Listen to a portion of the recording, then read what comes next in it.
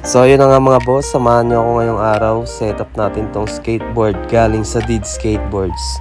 Gamit tayo dito ng BD Skate ko na wheels, 52mm classic shape, premium urethane, high quality printed graphics design, may sticker pa sa likod. Ganda ng packaging, sobrang sulit. And sa trucks naman guys, gamit tayo ng Did Skateboard trucks. Medium bushing yan, kaya masarap gamitin. And kung makikita nyo, hollow kingpin na rin siya, hindi na nalalayo sa mga mamahalin na brand. Sobrang ganda ng build quality, talagang matibay talaga, subok na. Dito naman sa deck natin, ang ginamit natin is yung bagong labas na Michael Bernal signature deck by Did Skateboards. Available yan guys sa 8.0, 8.25 at 8.5. Yang gagamitin ko at kinabit natin ngayon is size 8.5 yan. Talagang solid na solid ang quality niyan. 100% genuine Canadian maple ang ginamit namin dito. At kung makikita nyo naman, solid na solid ang quality. 100% na genuine pa. San ka pa? And ito naman guys, yung shake jant na grip tape. Pero hindi natin kinabit to kasi parang hindi bagay sa tema ng setup natin. Pero marami tayong available guys na shake jant grip, Macba Life at Rip and Dip na grip tape. Lahat yan available sa page, check nyo lang.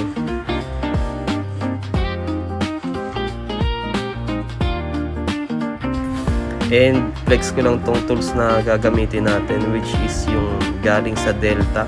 Yan. Sobrang compact at portable, pwedeng lagay sa bulso. So ganito lang siya i-set up. Kukunin mo lang yung nasa may loob, which is yung ginagamit na natin para sa hardware. And may kasama na siya na pang file ng grip tape.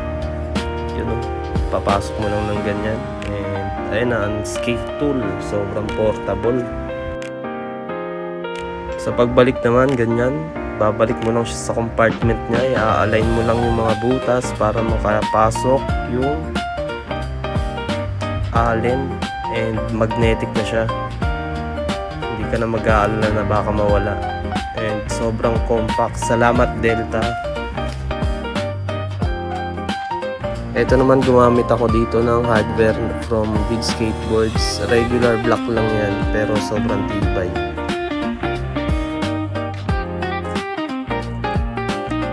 Ito naman yung ceramic bearings na prototype nung ilalabas namin na overspeed ceramic na bearing.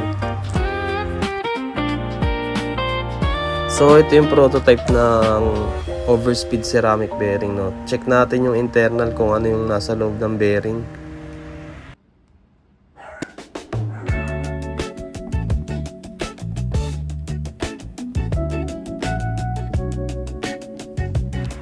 So ayun na nga, kulay puti na mga ball bearing ang nakikita natin sa loob. So legit na ceramic.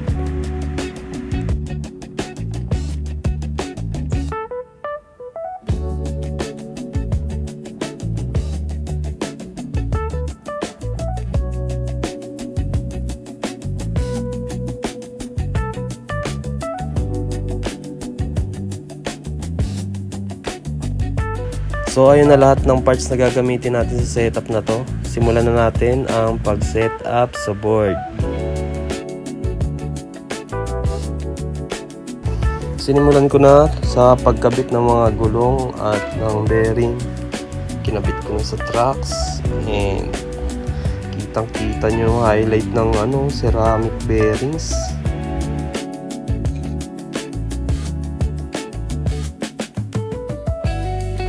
Litaw na litaw rin dito yung graphics ng BD Skate ko na wheels na talagang napakaganda ng contrast.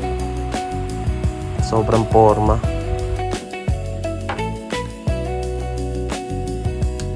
Binuksan ko na dito yung gagamitin natin na deck.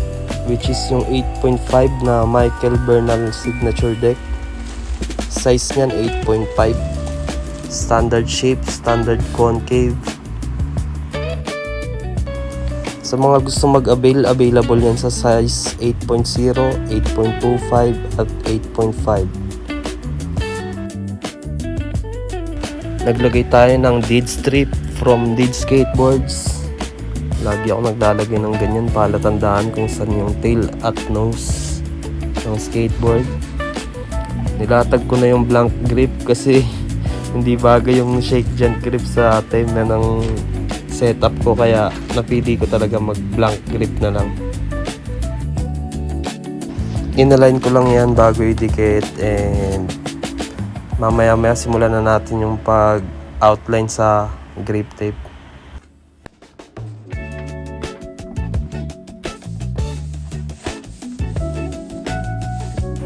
Pagkatapos i-outline, no, i-cut na natin, and mag-ingat sa paggamit ng tools na bagay sa pag-cut ng grip.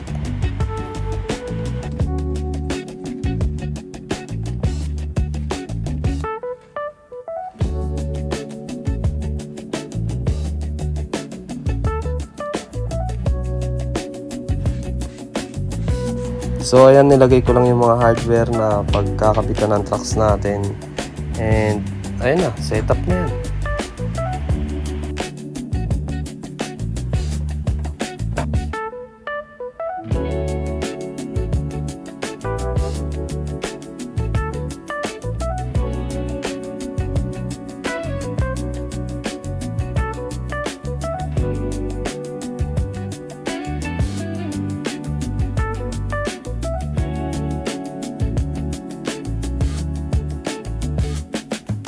So mga boss, ayun lang. Salamat sa panonood.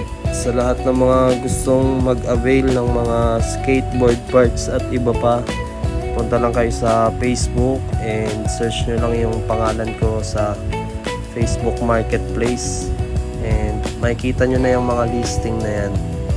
Once makita nyo na yan, message lang kayo. At ano pang hinihintay mo? Magpabili ka na sa mama mo.